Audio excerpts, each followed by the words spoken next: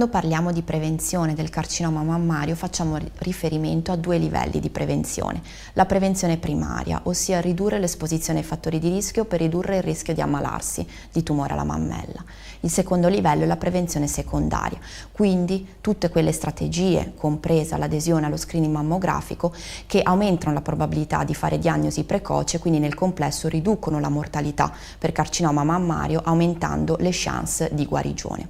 In particolare relativamente alla prevenzione primaria esistono tanti comportamenti, piccoli comportamenti quotidiani che sono in grado di avere un impatto concreto, sostanziale sulla riduzione del rischio di ammalarsi.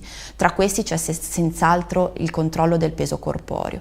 Sappiamo in particolare che l'eccesso di tessuto adiposo, soprattutto nelle fasi post-menopausali, aumentando la produzione di estrogeni circolanti, va a determinare aumentato rischio di sviluppo di carcinoma mammario.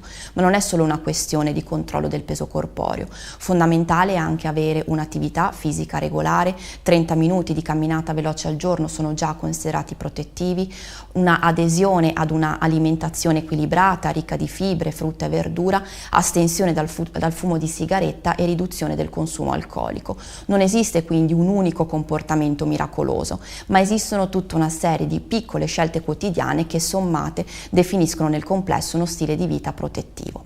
Per quanto riguarda la mammografia, rappresenta sicuramente una strategia di screening fondamentale che permette quindi di aumentare le probabilità di fare diagnosi precoce prima che la malattia dia segno di sé, quindi diagnosticabile in fasi più precoci, riducendo il rischio di mortalità per carcinoma mammario e aumentando le chance di cura e soprattutto di guarigione.